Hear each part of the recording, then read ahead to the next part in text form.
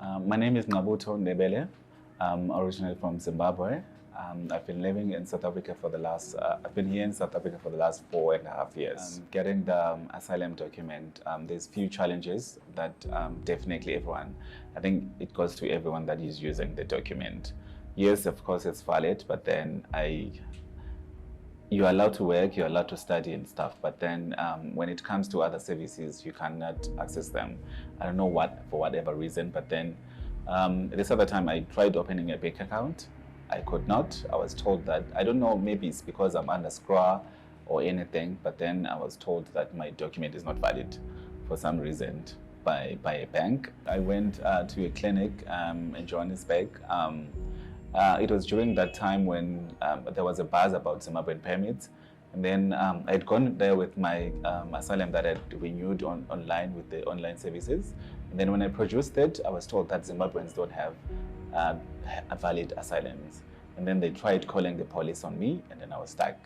But then, fortunately enough, someone was like, I know, just don't mind it, you know, help him. But then that's one of the main problems that we have. People are always questioning whether you have a valid document or not, and then sometimes you can even get in trouble and stuff. And then when it comes to, you know, accommodation, if you don't have a bank account, it means that you can't get accommodation, proper accommodation, because you don't have a reference where you stay, because you use a bank statement.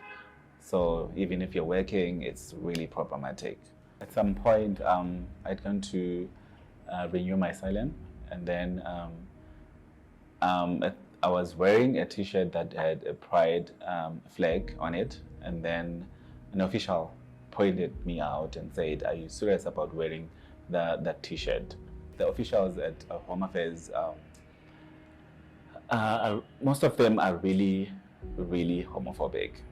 They don't want to assist any member that belongs to the LGBTI community. That's how I feel, because every time when I go to Home Affairs, I really experience discrimination. I'm not comfortable going to that place. Sometimes I'm really stressed. Stresses me out a lot.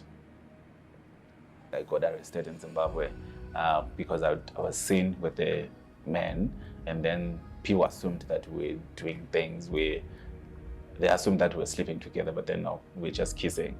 So he's like, "You're just a fugitive. You came here to South Africa, you're just a fugitive. You need to go back to Zimbabwe and get arrested." And that was very emotional to me, like an emotional situation for me, because I'd gone to the refugee center to get help, but then actually I got, you know, persecuted more and more. When I went, I think for the 4th time to renew my asylum, and then I went to see the very same officer, and then he gave me a decision. And then it was written that his main, I think, decision was saying that the asylum wasn't granted just because he feels like people are born male or female. And then he quoted a statement in an article, in a Zimbabwean newspaper. They were generally talking about gay rights. And then he says Zimbabwe isn't persecuting gay people, of which I think it was more like based on his personal feelings or personal ideas when it comes to gay individuals or LGBTI people. I feel like maybe he based on his decision on on his religion or what he believes in, but then of which I feel it wasn't fair.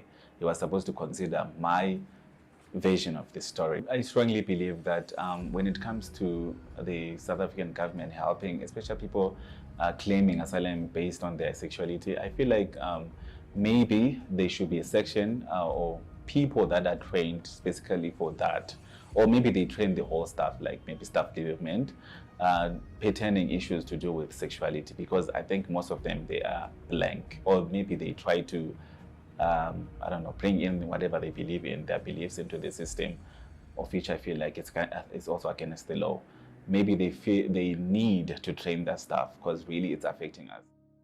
I'm Nqabutho Ndebele, and I'm breaking borders and binaries.